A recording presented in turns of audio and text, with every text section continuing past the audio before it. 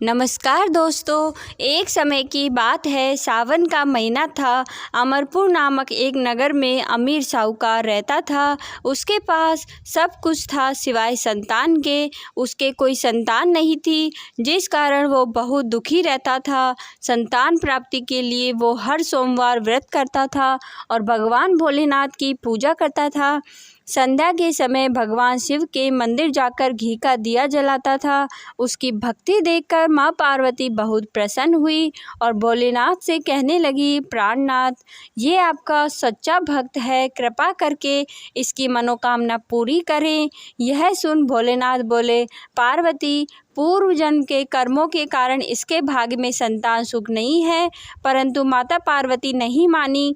तब भोलेनाथ ने स्वप्न में उस साहूकार को दर्शन दिए और संतान प्राप्ति के वरदान के साथ ये भी बताया कि उसका पुत्र अल्पायु होगा और उसकी आयु मात्र 16 वर्ष की होगी। यह जानकर साहूकार बहुत प्रसन्न हुआ, परंतु साथ ही साथ चिंतित भी हो गया।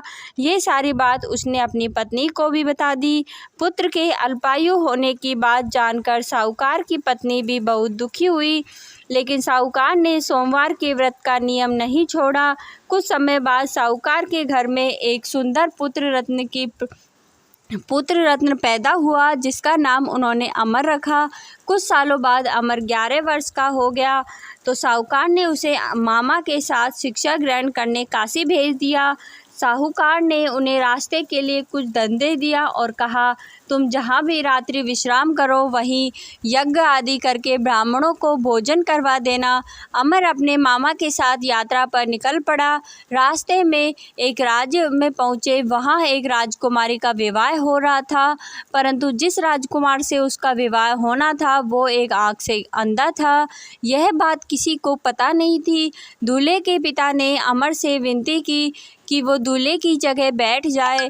अमर ने यह विनती स्वीकार कर ली और राजकुमारी चंद्रिका से विवाह कर लिया। विदाई के समय अमर ने राजकुमारी को सारी बात बता दी और उन्हें उनके पिता के घर छोड़कर काशी की ओर चल दिए। जब अमर 16 साल का हुआ तब उन्होंने एक यज्ञ का आयोजन किया और गरीबों को अन्न व वस्त्र दान किए, ब्राह्मणों को भोजन करवाया। उसी रात्रि निद्रा में अमर की मृत्यु हो गई। उसके मामा जोर जोर से विलाप करने लगे। उनका विलाप सुनकर भोलेनाथ और माँ पार्वती वहाँ आ पहुँचे। माता पार्वती से रहा नहीं गया। भोलेनाथ से बोली, प्रभु, इस व्यक्ति के कष्ट को दूर करें। तब भोलेनाथ बोले, पार्वती, ये वही साहूकार का पुत्र है जिसे 16 वर्ष तक जीवित रहने का वरदान मिला था। तब माता पार्वती ने भोलेनाथ से कहा, प्राणनाथ, इसके पिता 16 वर्ष से सोमवार का व्रत करते हुए आपको भोग लगाकर दीप प्रज्वलित कर आपकी सेवा करते हैं। कृपया करके उनके कष्ट दूर करें। माता पार्वती की ऐसी प्रार्थना सुन भोलेनाथ ने अमर को जीवन दान दे दिया। वरदान प्राप्त होते ही अमर जीवित हो गया। स्वस्थ होते ही वो अपने नगर की तरफ लौट चले। रास्ते में वो राजकुमारी चंद्रिका के पास आए। वहाँ के राजा व राजकुमारी चंद्रिका ने अमर को पहचान लिया। राजा ने राजकुमारी को अमर के साथ विदा किया। दूसरी ओर साहूकार और साहूकारनी यह जानते थे कि 16 वर्ष की आयु होते ही उनके पुत्र की मृत्यु निश्चित है। इस कारण वो बहुत दुखी थे और कष्ट में अपना जीवन जी रहे थे। तभी उनका पुत्र अमर व राजकुमारी चंद्रिका के साथ घर पहुंचा। अमर को अपनी नवविवाहित पत्नी के साथ देखकर साहूकार व साहूकारनी बहुत प्रसन्न हुए। उसी रात भोलेनाथ ने साहूकार को स्वप्न में आकर दर्शन दिए और कहने लगे, हे साहूकार, तुम्हारे सोमवार के व्रत व तुम्हारी अनन्य भक्ति से मैं प्रसन्न हूँ। मैं तुम्हारे पुत्र को लंबी आयु प्रदान करता हूँ। हे भोलेनाथ, जैसा दुख आपने साहूकार व साहूकारनी को दिया वैसा किसी को मत देना। सब पर अपनी कृपाएं बनाए रखना, सबके कष्ट दूर करना। जय भोलेनाथ।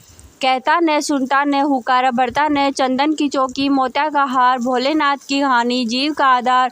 घटती को पूरी करो, पूरी को परवान पहुँचाओ। यदि आप भी मेरी तरह भोलेनाथ के सच्चे भक्त हैं तो इस वीडियो को एक लाइक करें, कमेंट में हर हर महादेव लिखें और इस चैनल को सब्सक्राइब करें। धन्यवाद दोस्तों।